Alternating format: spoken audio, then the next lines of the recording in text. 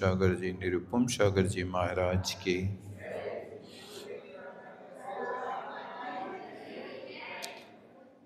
कल अपन ने सम्यक दर्शन का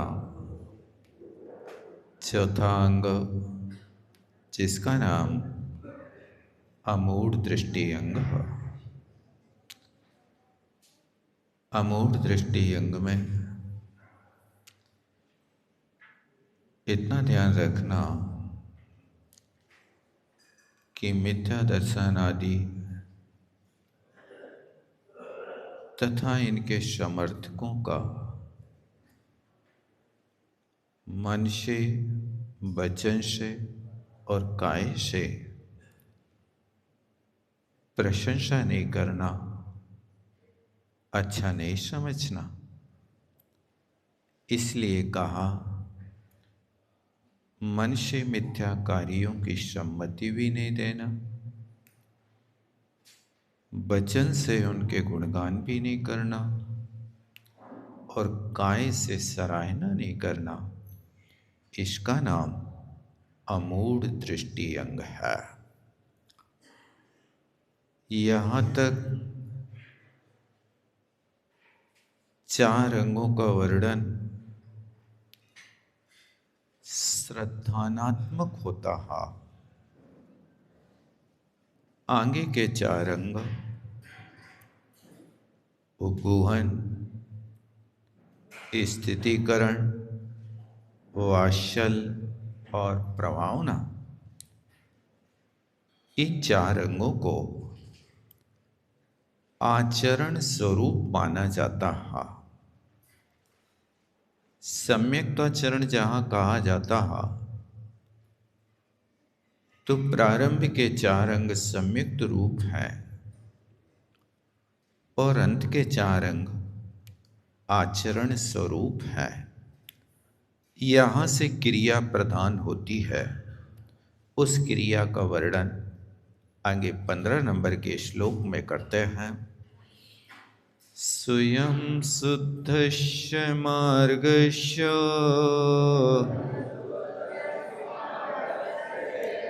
वालासक्त जनाश्रयाम् वाच्यतां यत् प्रमार्जन्ति तद्वदन्त्युपगूहनम्। स्वयं शुद्धस्य मार्गस्य वालासक्त जनाश्रयाम्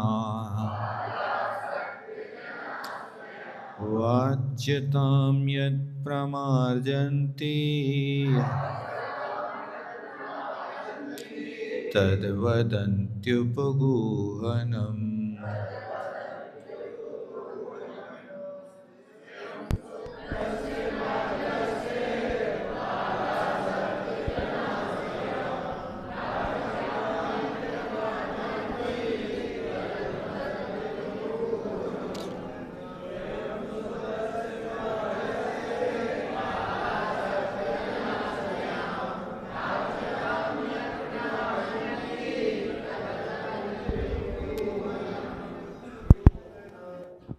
इस अंग का पालन करना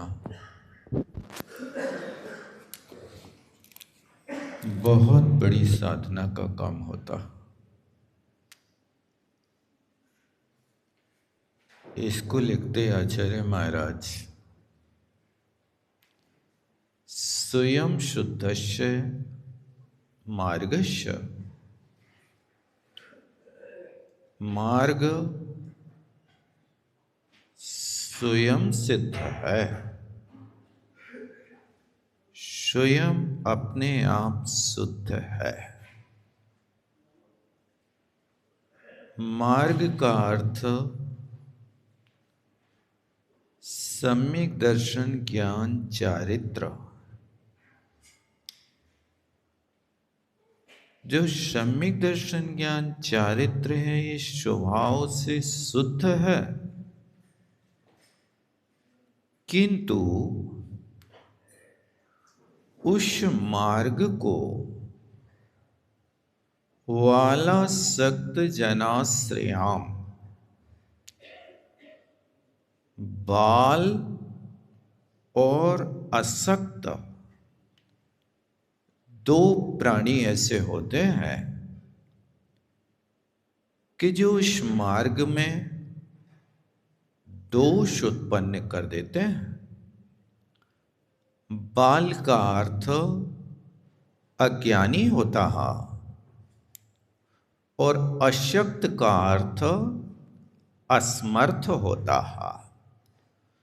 तो ये शुद्ध मार्ग को अज्ञानी लोग और असमर्थ लोग क्या कर देते हैं?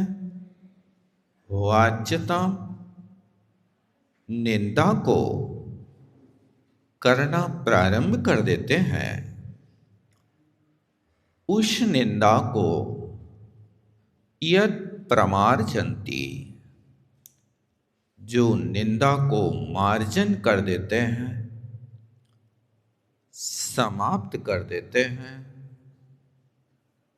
तत् वदन्ति उपगूहनम, उसका नाम उपगूहन अंग होता है। इस मार्ग में अज्ञानी लोग इस प्रकार से कथन करते हैं, ये जैन धर्म बहुत कठिन मार्ग है। इस धर्म का सेवन करने वाले जीव मर करके असुर होते हैं। ऐसा अज्ञानी लोग वस्तु स्वरूप को ना समझ करके इस प्रकार के मार्ग को दूषित करता है। दूसरे लोग हैं, इस मार्ग पर चल नहीं पाते हैं। इस मार्ग में चलने के लिए जो असमर्थ लोग हैं, वे असमर्थ लोग भी इस सच्चे मार्ग के लिए दूषण लगा देते हैं। किसी के कहने से नहीं, अपनी बुद्धि से निर्णय करना। आचार्य कुंदकुंद स्वामी ने कहा, हे भव्यात्मन, आत्मा को सुखी होने का उपाय तुम 4 तरीके से अपनाना। आगम से, तर्क से, गुरु के उपदेश से और युक्ति से, अथवा आगम की परंपरा से। इन 4 चीजों से यदि आप निर्णय कर लेते हो तो आप कभी ठगाए नहीं जाओगे। सबसे पहले आगम से निर्णय करना। आगम क्या है? आप तो पज्ञम अनुलक्ष्यम, जिनेन्द्र भगवान के जो वचन है वो आगम है। जिनेन्द्र कौन है? जो वीतरागी है, सर्वज्ञ है और हितोपदेशी है। सबका उपदेश, सबका हित चाहते हैं, किसी भी प्राणी को कष्ट ना हो। वो सर्वज्ञ है, जिनने लोक अलोक को अपने केवल ज्ञान के माध्यम से जान लिया। ऐसे ज्ञानी के द्वारा कहा हुआ जो शास्त्र है वो कभी असत्य नहीं हो सकता। जिसके पास केवल ज्ञान नहीं है, वो व्यक्ति यदि कोई बात करता है तो उसकी बात में असत्यता हो सकती है, लेकिन भगवान के द्वारा कही हुई बात को कहता तो बिल्कुल सत्य ही होती है। हमारे यहाँ जिन वाणी उपादेय है, जन वाणी उपादेय नहीं होती है, इसलिए इनके द्वारा कहा हुआ जो मार्ग है वो सत्य है। कई असमर्थ लोग होते हैं जो उस मार्ग पर चल नहीं पाते हैं। जैसे मान लीजिए आपके बच्चे के भाव हो गए कि मुझे दीक्षा लेना, गृह त्याग करना। उस बच्चे की भावना को सुन करके माँ बाप उसकी भावना का सम्मान करते हैं कि उसकी भावना पर कुठाराघात करते हैं।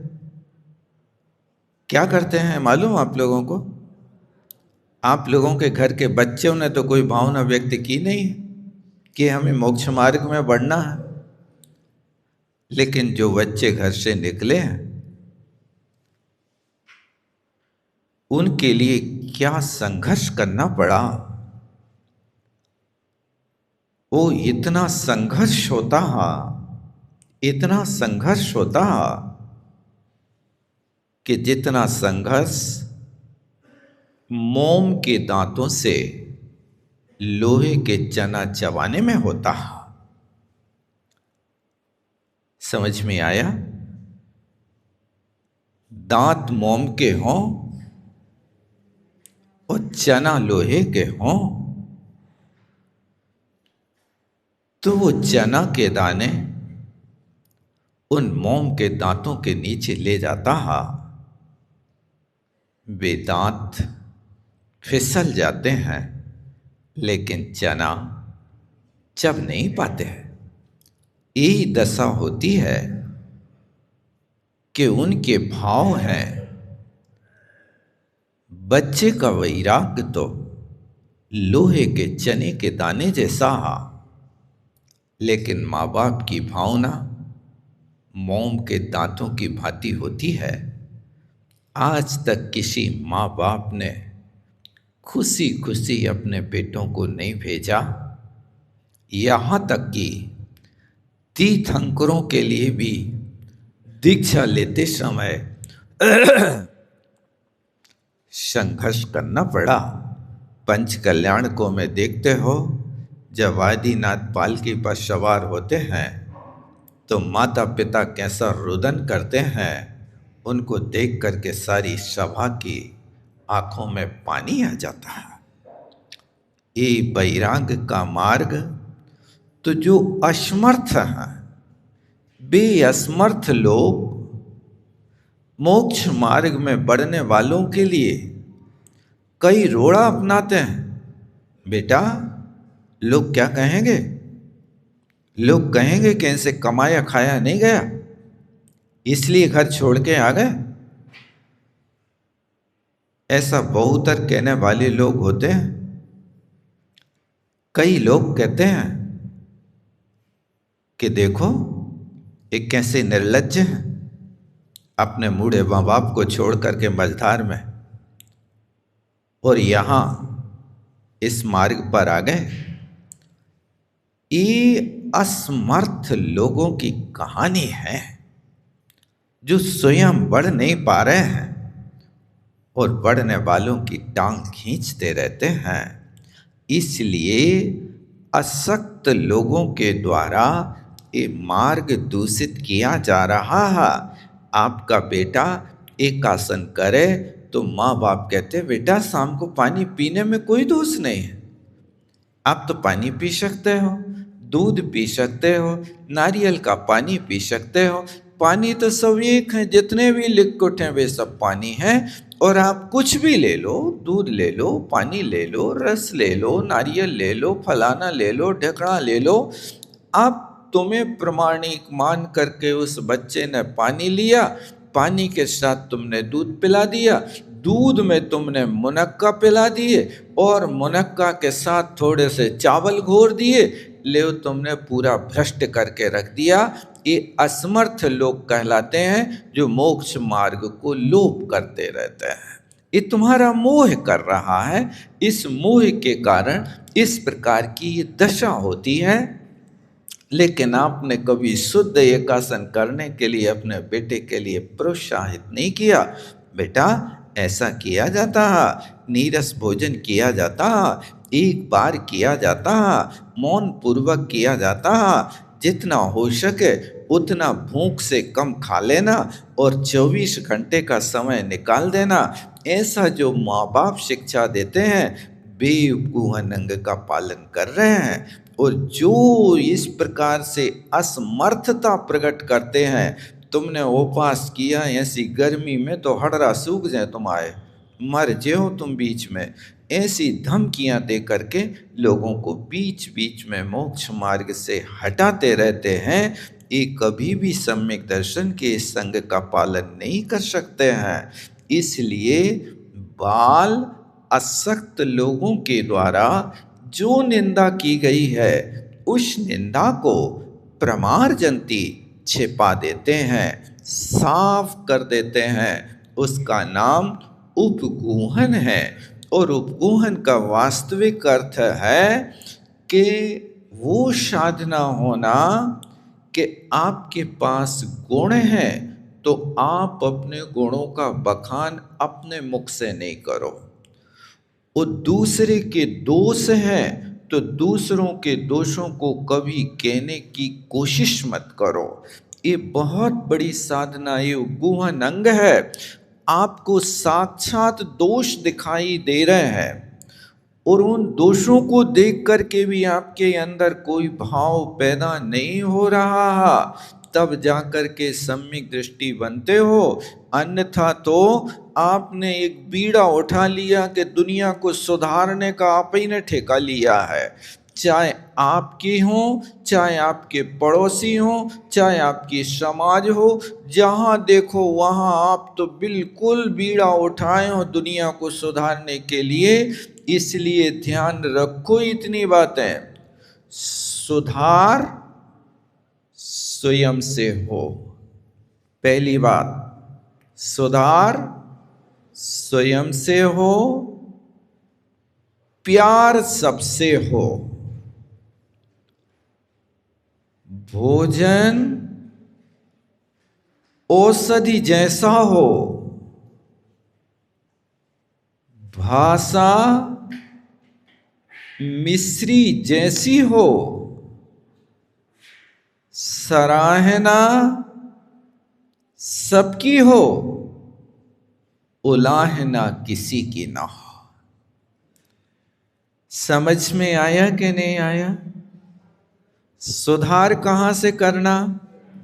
अपने से सुधार करो। अपने से सुधार करने का अभिप्राय, अपने पास यदि कोई छोटा सा भी दोष है तो उस छोटे से दोष को भी आप माफ मत करना। अपने दोष कभी माफ मत करना।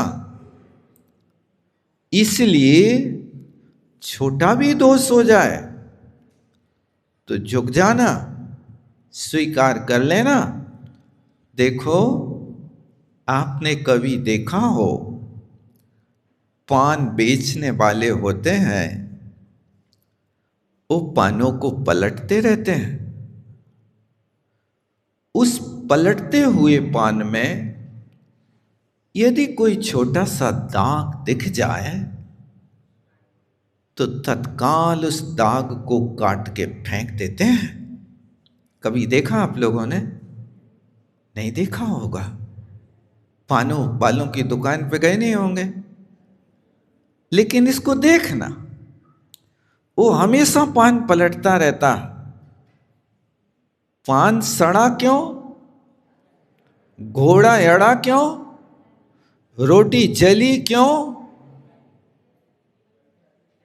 क्या कारण है? विद्या बिसरी क्यों? ये चार चीजें हैं।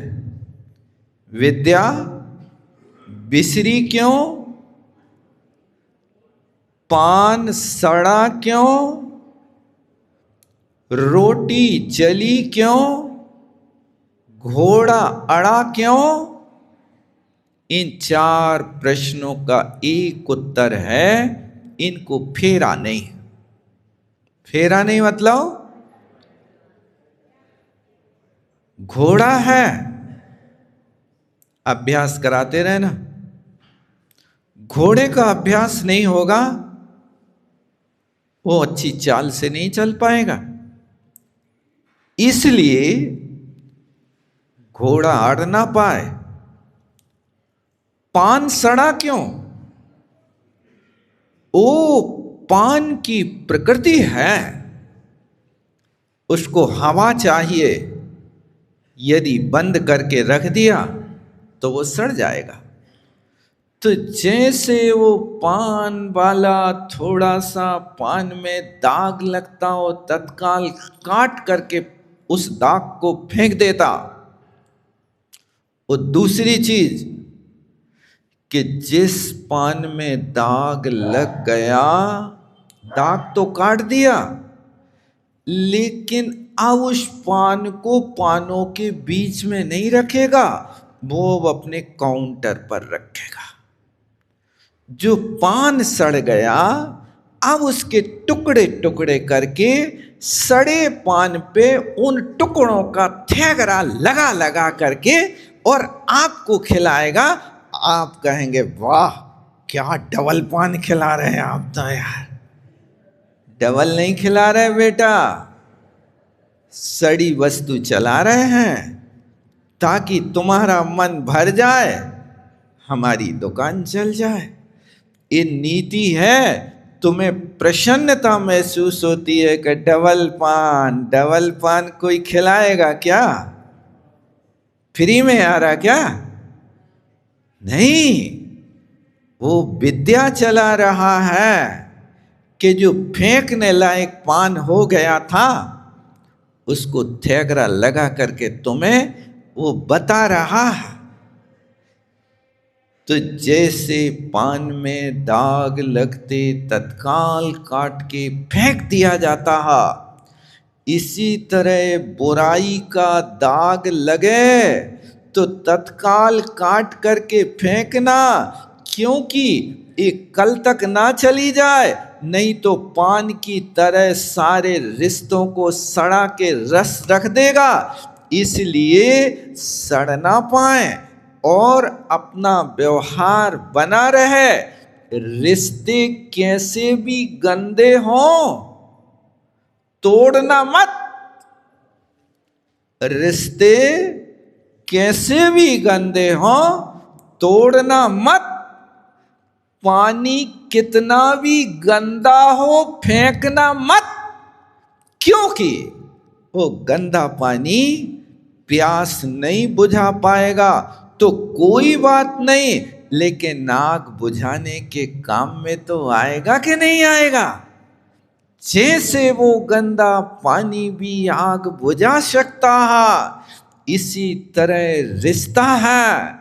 उस रिश्ते को संभाल करके रखना, रिश्तों को तोड़ना नहीं, लेकिन रिश्तों को संभालना, क्योंकि रेसे, रिश्ते और कांच बड़े नाजुक होते हैं, इनको संभाल के रखा जाता है। रिश्तों को संभालना है तो व्यवहार कुशलता से संभालना, क्योंकि व्यवहार के माध्यम से रिश्ते टूट जाते हैं और छोटे से झटके में रेसे टूट जाते हैं, और छोटी सी ठोकर लगती है तो कांच चकनाचूर हो जाते हैं। इसलिए रिश्ते, रेसे और कांच, इनको संभाल करके रखना। रिश्तों में व्यवहार की कटुता ना हो, भाई भाई के प्रति मन में मलिनता ना हो, यदि मन में मलिनता आ रही है, इसका मतलब है उपगूहन अंग का पालन नहीं हो रहा, तुम सम्यक दृष्टि नहीं बचे हो। सम्यक दृष्टि हो तो तुम्हारा कर्तव्य है कि इन दोषों को माफ करो, और जहां कमी हुई है उस कमी को ठीक करो। कल कहा था आपके सामने, रूठे को 100 बार मनाना, जो रूठ गया है उसको 100 बार मनाओ। आपने कभी 5 बार भी पुरुषार्थ किया मनाने? क्या क्या आपके सामने कोई रूठता है तो आपके मुख पे तो एक ही बात रखी, तुम तो न्यारे हो जाओ, तुम तो घर से चले जाओ, तुम तो मर जाओ, शकल ने दिखाओ। देखो, अपना अंग यदि बाहर हो जाता है तो आपकी पराजय है। रावण और विभीषण, इन दोनों में भिन्नता क्यों हुई? विभीषण रावण को छोड़ के क्यों चला गया? कभी विचार किया आपने?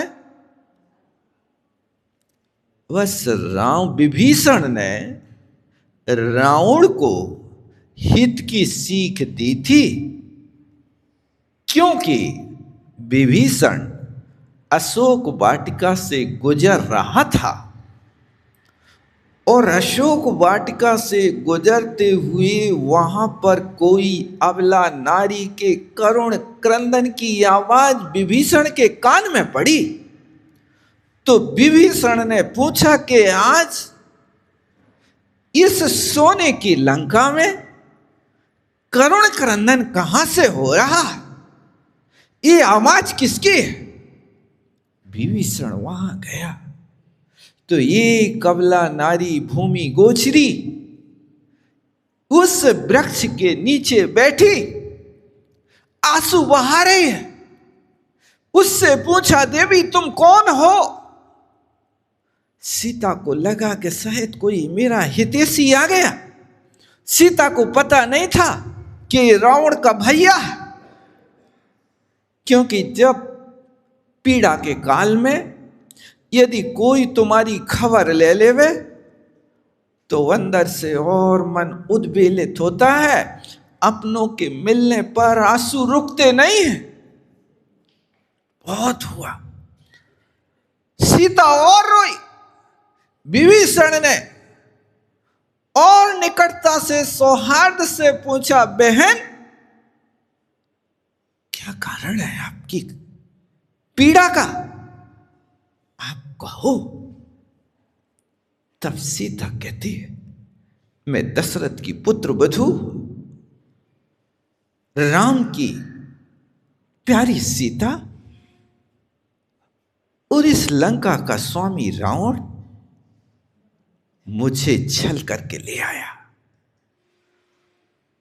अब जब तक मुझे पति का दर्शन नहीं होगा तब तक मैं अन्न पान का त्याग कर चुकी हूं। विभीषण इस बात को सुनकर के अंदर से घबरा गया।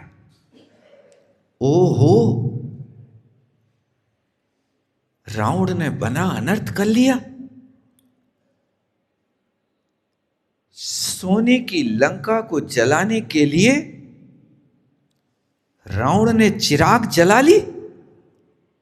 ये तो बहुत बड़ा अनर्थ हो गया। सब काम छोड़ करके रावण के पास जाता है, रावण को पहले प्रेम से समझाता है, और जब रावण के कान में जुआ भी नहीं रेंगता तो फिर धमकाता है। विभीषण कहता है, हे दशानन, जो थी सीता से ही प्रीत तो लाया क्यों न स्वयंवर जीत, यही थी क्षत्रियपन की रीत, कुल को दाग लगाने वाले। ओ, जो थी सीता से ही प्रीत, तो सीता तो उस समय स्वयंवर मंडप में बैठी थी। तुम स्वयंवर जीत करके सीता को क्यों नहीं लाए? तुम 3 खंड के अधिपति होकर के चोर बनकर के एक परनारी को हर कर लाए हो। कितना बड़ा अनर्थ हुआ। विभीषण की इस कड़वी बात को रावण सुन नहीं सका और तत्काल अपनी म्यान में से तलवार निकाल करके विभीषण की गर्दन पर रखने को तैयार होता। विभीषण जाते जाते समझाता, आपने अपने हाथ से घर में आग लगा ली है। काश आपने सीता को वापस नहीं दिया तो लंका की खैर नहीं होगी, और यदि आपने सीता को वापस नहीं दिया तो विभीषण अब रावण का नहीं राम के पक्ष से खेल खेलेगा। तब रावण के तो तुम जैसे निकम्मे कपूतों की मुझे जरूरत नहीं, निकल जाओ इसी वक्त, ऐसा कहना था। और रात के 12 बजे लंका छोड़ करके विभीषण राम के शिविर में चला गया। वो तो राम थे। राम के डेरे में तहलका मच गया। विभीषण आया है, शत्रु पक्ष से आया, रात के 12 बजे आया, ये जरूर राम के शिविर में कुछ अत्याचार करेगा। सारे विद्याधर एक तरफ हो गए विभीषण को मारने के लिए तलवार लेकर के। लेकिन राम कहते हैं, घर पर आए दुश्मन का भी स्वागत करना, घर पर आए दुश्मन को कभी दुत्कारना मत। पेड़ पर तुम पत्थर मारते हो, लेकिन पेड़ को पत्थर मारने के बाद भी वो फल देता है। तुम कैसे सज्जन सम्यक दृष्टि हो कि कोई व्यक्ति तुम्हारे द्वारे पर आए और तुम पत्थर मारो? ये नहीं हो सकता। राम ने बहुत गंभीरता से विचार किया। सारे विद्याधर उग्र हो रहे थे, लेकिन सुग्रीव से सलाह की राम ने, क्योंकि सुग्रीव सबसे मजबूत, अनुभवी, ज्ञानी योद्धा थे। उनने राम से कहा, महाराज इतना तो सुना है कि विभीषण में और रावण में भेद बड़ा है, लेकिन अब बात क्या है? राम कहते, विभीषण को आने दो, वो तो राम थे। शत्रु को भी रात के 12 बजे अपने गले लगाते हैं। धन्य है राम की निरीहता। रात में तो लोग सज्जनों से भी डरते हैं, लेकिन वे तो राम थे जो शत्रु पक्ष का आया उसको भी गले लगाया। वास्तव में ये होना चाहिए, इतनी सौम्यता और सरलता का व्यवहार होना चाहिए कि दुश्मन लोग भी आकर के तुमसे मिल जाएं। ऐसा सत्य और सरल व्यवहार होना चाहिए कि अपने टूट जाएं। ऐसा व्यवहार नहीं होना चाहिए। इसलिए रिश्तों को बनाने के लिए बस यही है कि जितना हो सके मधुर से मधुर व्यवहार करो। और आपको अपने घर को स्वर्ग बनाना है तो बस 2 फार्मूला अपना लेना। एक फार्मूला है कि जिस घर में बड़ों की विनय होती है और छोटों के लिए वात्सल्य होता है, वो घर कभी बिगड़ नहीं पाएगा। वो घर हमेशा स्वर्ग जैसा बना रहेगा। बस इतना होता रहे कि बड़ों के प्रति विनय बनी रहे और छोटों के प्रति वात्सल्य बना रहे। क्या ये फार्मूला आपके घर में है? क्या आप बड़ों की विनय करते हैं? क्या बड़ों को विनय से बोलते हैं? क्या आप अपने बाप से ये तो नहीं कहते कि तुम सठिया गए? क्या आप अपनी मां से ये तो नहीं कहते कि तुम्हारी बुद्धि खराब हो गई? अब तुम तो घर में पड़े पड़े माला फेरो। एक कहने वाला पूत सपूत नहीं हो सकता।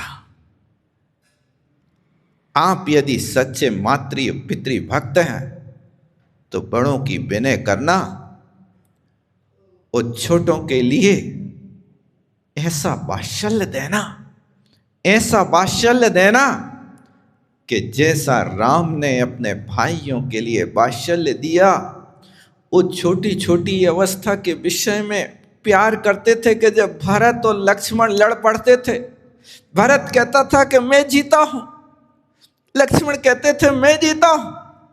गिल्ली डंडा खेलते खेलते वो बड़ा सच्चा समाधान कर देते थे।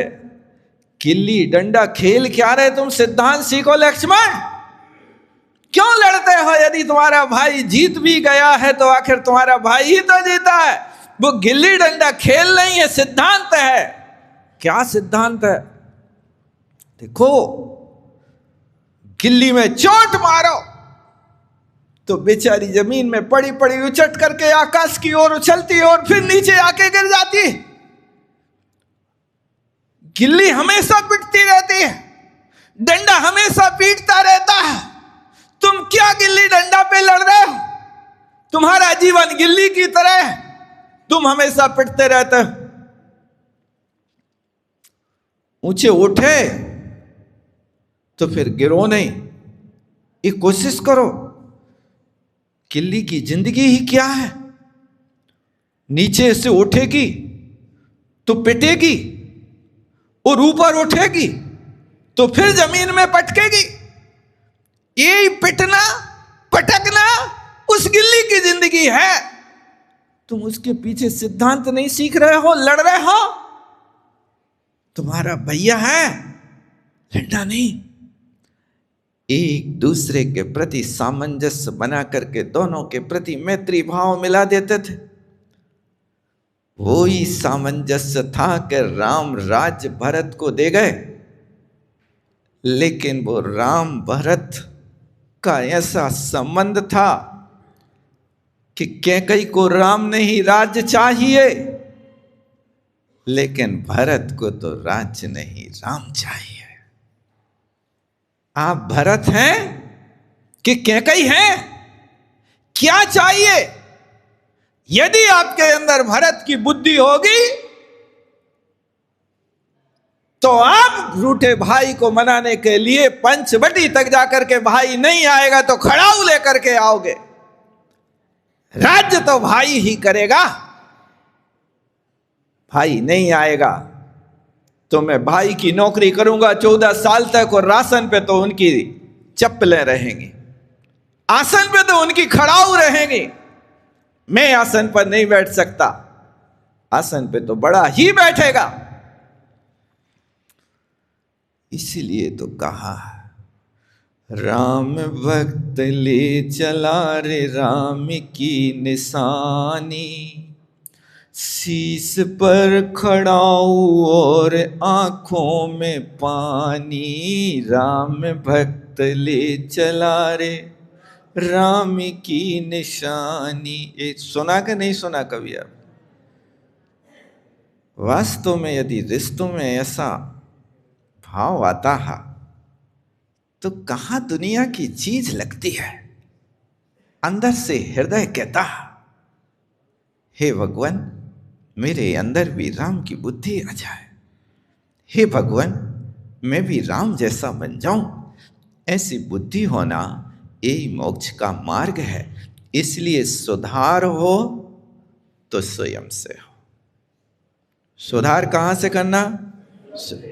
और प्यार किससे करना? किसी एक पक्ष और एक वस्तु में प्यार नहीं करना, सबसे करना। आप उस वृक्ष से सीख सकते हो। इमली का वृक्ष लगा है पीछे, बड़ा विशाल है, छोटे छोटे पत्ते हैं। मैंने देखा कि टाप पर सबसे ऊंचे पर लगी डाली पर भी पत्ता हरा है। यानी वो वृक्ष नीचे जड़ में से पानी बिना पक्षपात किए उस सबसे ऊंचे लगे पत्ते पर भी पानी भेज रहा है। कौन भेज रहा है? नीचे जमीन में गड़ी जड़। जिस पत्ते को पानी नहीं मिलेगा वो पत्ता सूख जाएगा, और सूखेगा तो डाल से झड़ करके जमीन में गिर जाएगा। वो झड़ने नहीं दे रहा, टूटने नहीं दे रहा है। यानी वो वृक्ष की जड़ किसी भी पत्ते के साथ पक्षपात नहीं कर रही। हर पत्ते को, हर फूल को, हर फल को, हर डाली को, हर शाखा को पूरी शक्ति से अपना पन दे करके अपना रस भेज रहा है। तभी तो सबसे ऊंचा रहने वाला पत्ता भी आज हरा भरा है, अन्यथा उस पत्ते की तो पता नहीं कब धराशायी दशा हो जाती। क्या आप भी उस वृक्ष की जड़ की तरह घर के मुखिया नायक होकर के, क्या बिना पक्षपात के आप पानी भेज रहे हैं, रस भेज रहे हैं, वात्सल्य भेज रहे हैं? क्या आप इस प्रकार का उपगुहन अंग का पालन कर रहे हैं? सम्यक दृष्टि तो है, लेकिन सम्यक दृष्टि हम कैसे हैं कि हमारी एक शाखा उसी पेड़ पर लगी सूख रही है और हम अपने आप को ज्ञानी बना रहे हैं? भैया, धन को जोड़ने में रिश्तों को मत तोड़ना। धर्म को जोड़ने से रिश्ते जुड़ते हैं और धन के जोड़ने से रिश्ते टूटते हैं। धन नश्वर है, धर्म शाश्वत है। धर्म आत्मा का गुण है, धन पुण्य की दासी है। तुम्हारे पास पुण्य होगा तो धन आएगा, पुण्य नहीं होगा तो दौड़ो कोस हजार लो, वसे न लक्ष्मी पास, बिना दिए रघुनाथ के मिले न तुलसीदास। हजार कोस लो, दौड़ लगाओ। भिखारी एक गांव मांगे चाहे 4 गांव मांगे, बेचारा भरता तो कटोरा ही है ना, उसके पास कौन सी ऐसी वस्तु है? ये अपना अपना पुण्य देखो।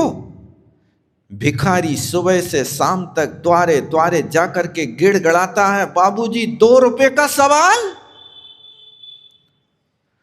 और डॉक्टर देखो कि अपनी कुर्सी से नहीं हिलता, एसी में बैठा, लाइन लगी, और एक बार हाथ 1 मिनट के लिए किसी का पकड़ लेवे, 1000 रुपया। हाथ पकड़े के 1000, और वो हाथ जोड़ रहो, बाबूजी कह रहो, वो 2 रुपया में इतनी बड़ी दुआ दे रहे हो कि तुम फलो फूलो, तुम्हारी संतान खूब सुखी रहे, तुम खूब सुखी रहो। भगवान से प्रार्थना करते हैं कि ये घर सदा आबाद रहे। माने तुम्हारे यहां दुआ सबसे सस्ती है। 2 रुपया लो और फलो फूलो। सस्ती है कि महंगी है? ये पुण्य और पाप का खेल समझ में आ रहा कि नहीं आ रहा? डॉक्टर वहां पर मौन रहता, तुम जाते हो, सलूट मारते हो, पहले से आप नंबर लेते हो और जाकर के सामने हाथ पकड़ा दे तो पकड़ तो लो। कहते कि नहीं कहते? अब वो हाथ पकड़ता तो फ्री में पकड़ता कि कुछ दान दक्षिणा देना पड़ती? देना पड़ती ना। पहले देते के बाद में देते?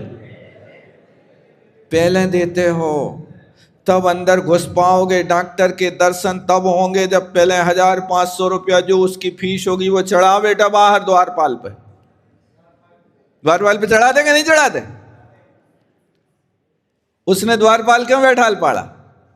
इसलिए बैठाल रखा है कि डॉक्टर कुछ नहीं ले रहा तुमसे, क्योंकि अब उसको सगा भैया भी आए तो वो द्वारपाल से मिल के यहाँ है, नहीं तो रिश्तेदार आके रिश्तेदारी बताएं कि हम तुम्हारे अब्बे आए मामा के लड़का, तुम जानत नहीं है डॉक्टर साहब, 500 रुपया तुम्हारे वैसे ही चले जाए।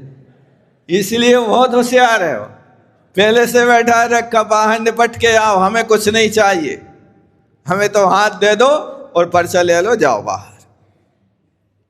ऐसा ही होता है ना, तरीका अच्छा है पैसा कमाने का। तो ये पुण्य और पाप समझ में आ रही कि नहीं आ रही बात? कि डॉक्टर दिन भर में लाखों रुपया कमा रहा और भिखारी हजारों घर पे द्वारे द्वारे भैया जी, बाबू जी, भगवान जी, जो आता सो कहता है, फिर भी नहीं दे रहा है। ये पुण्य और पाप की स्थिति को समझ करके सम्यक दर्शन के संग को पालन करने की कोशिश करना। समय हो रहा है, मैं सोच के आता हूं कि आज 4-5 श्लोक पढ़ाऊंगा, लेकिन इतने ब्रेकर आ जाते हैं बीच बीच में कि जिनको मैं आगे बढ़ नहीं पाता। बहुत बार सोचा है कि ये कोर्स पूरा कर दूं, लेकिन मैं सोचता हूं कि आखिर ये बातें तुम्हें बताऊं कब? तुम्हें दोबारा तो फुर्सत है नहीं है सुनने की, दोबारा कभी आ नहीं सकते हो। और इस प्रसंग पे जितनी घुट्टी पिला दो तो पिला दो, बाकी तो सभा के बाहर फिर बोई घोड़ा और बोई मैदान है। तुम्हें तो फिर बाद में कोई खबर रहने नहीं। इसलिए मैं साथ साथ में इन ग्रंथों के साथ में वर्तमान कालीन परिस्थितियों को देखते हुए वो अंदर के अपने विकार भाव समाप्त हों और वो इतिहास हमारे सामने जिंदा बना रहे कि राम का नाम तो ले रहे हो, लेकिन राम के आचरण को भी एक बार दृष्टिपात करो कि राम की आज पूजा हो रही है, राम की दुनिया आरती उतार रही है और रावण को लूगरा लगा रही है, रावण को पुतला लगा जला रही है। ये क्या है कारण? दोनों महापुरुष, रामचंद्र जी से ज्यादा पुण्यवान रावण है, क्योंकि वो प्रति नारायण है, नारायण है, अर्धखंड 3 खंड का अधिपति है। 16,000 उसके पास रानियां होती, लेकिन उसके पास 18,000 हैं। बलभद्र तो 8,000 रानियों के स्वामी हैं, रावण से आधी की भी कम है, लेकिन फिर भी राम का नाम लोग प्रेम से ले रहे। आज भी लाखों वर्ष हो गए, चौथे काल में मुनि सुव्रतनाथ भगवान के समय में हुए, उसी समय रावण हुआ। उस समय से लेकर के आज तक रावण के यहाँ पुतला जलाए जा रहे हैं और राम की लोग प्रेम से आरती उतार रहे हैं। ये तुम्हें अपने जीवन में आरती उतरवाना है कि रावण की तरह पुतला जलवाना है? यदि आप अच्छे आचरण करो, राम की तरह इतिहास बना करके रखो, तो सुधार स्वयं से हो और प्यार सबसे हो, और भोजन औषधि जैसा हो। भोजन तो करो, खाओ पियो छको मत। भोजन करो तो औषधि खा रहे हैं, ये क्षुधा रोग को नाश करना है। और भाषा बोलो तो मिश्री जैसी के लोग सुनने के लिए लालायत रहे, और सराहना हो सबकी, उलाहना किसी की ना हो। काम गलत भी हो गया तो तुम्हें नहीं करो, तुम्हारे कारण लुट गए, तुम्हारे कारण पिट गए हम, नहीं, तुम अपने कर्म के कारण पिटे हो। बेचारा बीच में निमित्त बन रहा, निमित्त तो थोड़ा होता है, लेकिन आग तो लग जाती है। आपसे पूछें कि ईंधन में आग काड़ी लगा रही, कि माचिस लगा रही कि ईंधन जल रहा हो? कौन लगा रहा? बताओ कौन निमित्त है? काड़ी से जल रही कि काड़ी में लगा रोगन जला रहा? कि उस रोगन को माचिस पे फेरो तो जलता है? कौन जलता? आग तो तुम पैदा कर रहे हो, लेकिन माचिस से कर रहे कि रोगन से कर रहे कि काड़ी से कर रहे, काय से कर रहे? बताओ तो क्या जल रहा है? और जलता कोई और है। इस वस्तु स्वरूप को समझ करके अपने जीवन को परिवर्तित करने की कोशिश करें। इसी भावना के साथ विराम लेता हूँ। बोलो आचार्य गुरु और विद्यासागर जी महाराज। जावाणी के ज्ञान शेष